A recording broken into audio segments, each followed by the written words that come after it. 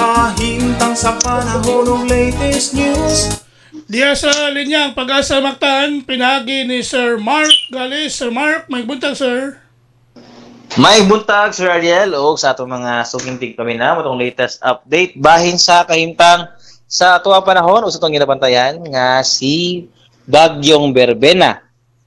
Kagabiing around alas 11 nakalandfall ning maong bagyo dito sa may Hagna, Bohol, and kaganinang alas 2:40 sa kadlawon nakalandfall di pag-usab diri na pod sa may Talisay City, Cebu. As of 4 a.m., ang sentro sa maong bagyong Berbena nimutang diha sa Katagatan o coastal waters sa Pinamungahan, Cebu, and approaching na ni siya diha sa may northern portion sa Negros Island.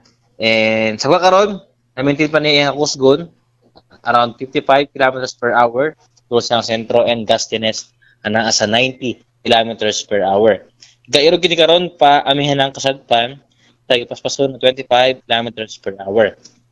Isa to nakita sa to na sinati kagabi, adto na tayo mga pag-uwan na sinati yung kagahapon sa gabi kadto na kaninang kadlawon, and karon concentration sa mga bunok nga uwan diri na pod sa may Negros Island region o diha sa may Western Visayas. And sa do nilurang na ato ang panahon diri in terms sa ulan, ano na gyapon tayo masinati nga mga pagpanag-on and mga pagwan-uwan kiniugan sa mga pagkuso-kuso sa hangin gumikan sa direktang epekto paghapon sa bagyong Berbena.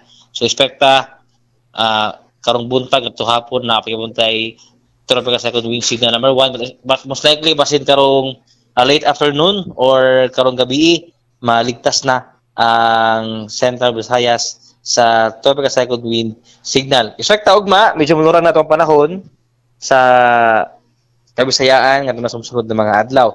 Do karong adlaw na pagibuntay hangin-hangin na masinati, adto na pagibuntay baloron na kondisyon sa kadagatan. Diin di pagid ang ipalaot karong mga panahon na tungod sa peligro aning dagkong balod.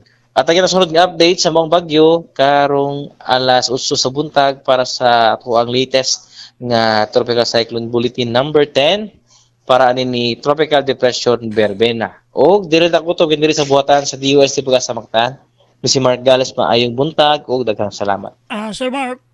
Yes, sir. Di ini siya ni landfall primero, sir? Sa Bayabas, Surigao del Sur, sir. Okay, ikaduha landfall. Hagna, Bohol. Yes, sir. Ang ikatulo dito sa Talisay City. Talisay na siya, sunod, sir.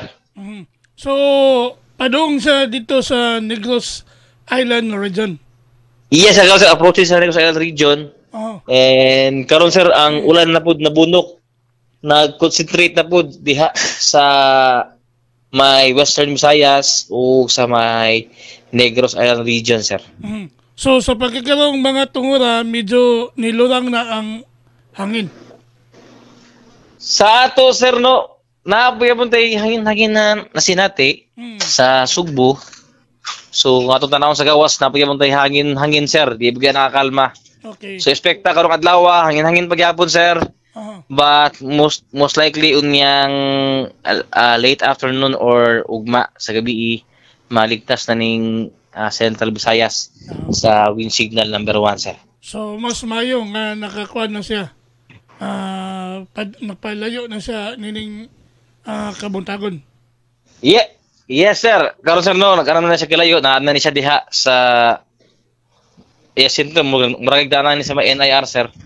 Do di man daw pensa karon, napagibon tay gipaabot na mga uwan-uwan paghapon, pat dili na nakabunok gid, no. Do ang concentration sa mga bunok gid sa Sugbo naa sa south, sir. Kagabi is do natin na sinatin ang bunok diri sa Central Cebu, but di gid anak nagdugay, sir. So grabe ang kuan niya, ang pagbubog tubig.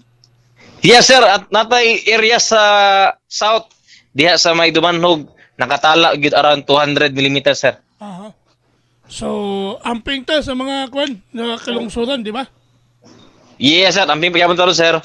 Napagyapon tay last lang lagi nito nung kan doon, stay alert lang kita gyapon karon.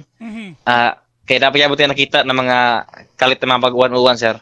So ang next bulletin na sir unsa ta sa? 8 a.m. sir. Ato ang next update sa mga bagyo. Okay. Salamat nimo Sir Mark, ya may buntag sa Pag-asa Mactan. Buhay sabay sir, bay buntag pod. Okay, good morning.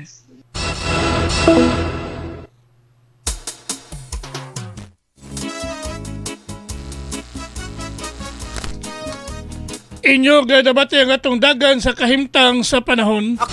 Nining adlaw nga Martes, pizza 25 bulan sa Nobyembre, tuig 2025. Pinagi ni Sir Mark Gales ang atong weather specialist gikan sa Pag-asa Mactan nga naghatod sa atong dagan sa kahimtang sa panahon kun weather update. Daghang salamat sa Pag-asa Mactan ug mayong buntag kanatong tanan. Gusto mo simba sa kabisi di makatunga, adunay live nga misa mo tambong og magamputa.